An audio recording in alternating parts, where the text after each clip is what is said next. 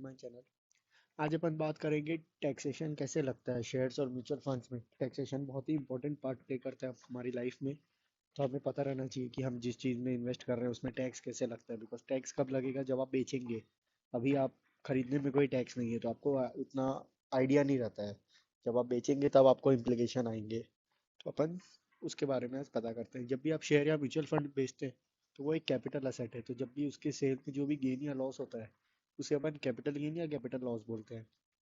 Capital gain मतलब क्या, जो भी आपकी वैल्यू इंक्रीज हो रही है उस चीज़ की। आपने 100 रुपये इन्वेस्ट किए, उसकी वैल्यू 120 हुई तो आपको कैपिटल गेन हुआ।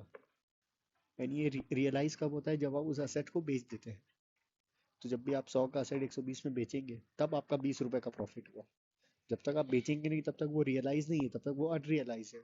एंड अनरियलाइज में कोई टैक्स नहीं है। एंड इसमें दो टाइप के होते हैं, एक लॉन्ग टर्म होता है, एक शॉर्ट टर्म होता है।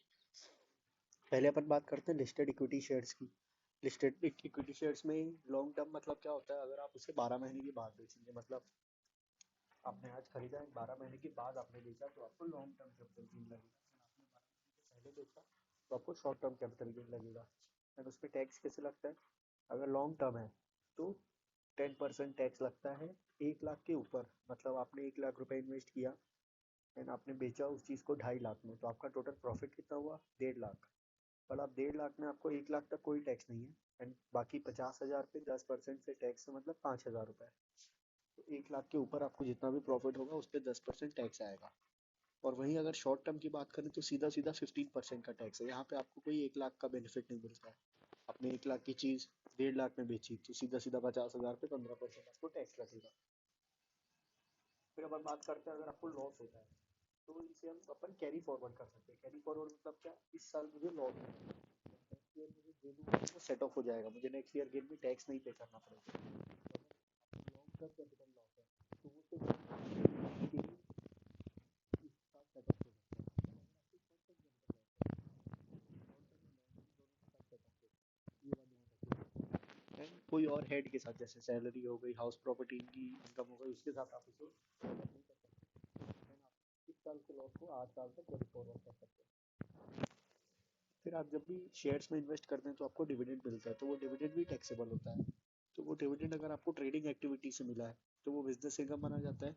बट अगर आपको इन्वेस्टिंग एक्टिविटी से मिला रहता है, मतलब आप रोज बेच सेल नहीं करते हैं, आपने लॉन्ग टर्म के लिए इन्वेस्ट किया एंड बीच में आपको कोई डिविडेंड मिला, तो वो इनकम फ्रॉम अदर सोर्स की तरह टैक्सेबल होते हैं।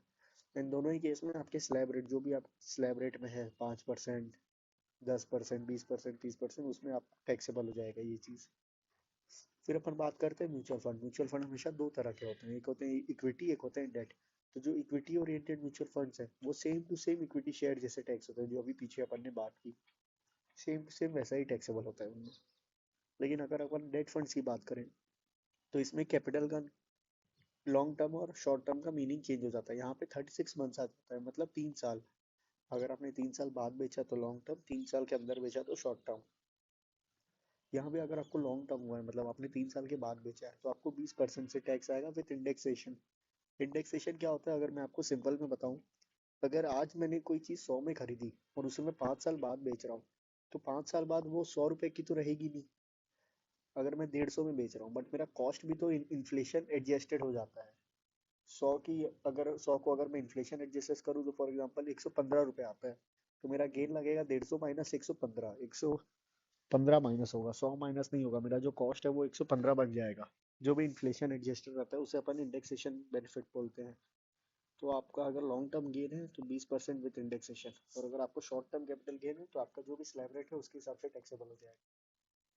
डेट फंड्स में अगर आपको लॉस होते हैं तो जो लॉन्ग टर्म कैपिटल लॉस है वो आप लॉन्ग टर्म गेन के साथ सेट ऑफ कर सकते हैं। लेकिन अगर शॉर्ट टर्म लॉस है तो आप दोनों शॉर्ट टर्म और लॉन्ग टर्म के साथ सेट ऑफ कर सकते हैं, ये सेम है। एंड कोई और इनकम हेड के साथ आप सेट ऑफ नहीं कर सकते हैं, 8 साल के लिए कैरी फॉरवर्ड कर सकते हैं।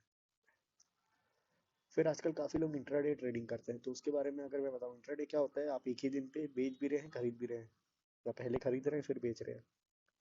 फिर ये आपका इन्वेस्टमेंट नहीं माना जाता, ये more of a business activity माना जाता है। इसलिए इसकी जो भी इनकम होती है वो बिजनेस इनकम कंसिडर होती है। इसे अपन स्पेकुलेशन गेन और लॉस भी बोलते हैं। इसमें आप स्पेकुलेशन, आपको अगर लॉस होता है तो आप सिर्फ स्पेकुलेशन गेन के साथ ही सेट ऑफ कर सकते हैं और 4 साल तक इसे कैरी फॉरवर्ड कर सकते हैं। इसे और कोई इनकम हेड के साथ भी सेट ऑफ नहीं कर सकते। Thank you everyone, I hope आपको कुछ नया सीखने मिला हो। प्लीज़ वीडियो को लाइक करिए, शेयर करिए, चैनल को सब्सक्राइब करिए। मैं हर ऑल्टरनेट डेज दूसरी वीडियो लाता हूँ फाइनेंस से रिलेटेड। प्लीज़ सपोर्ट करिए। Thank you everyone.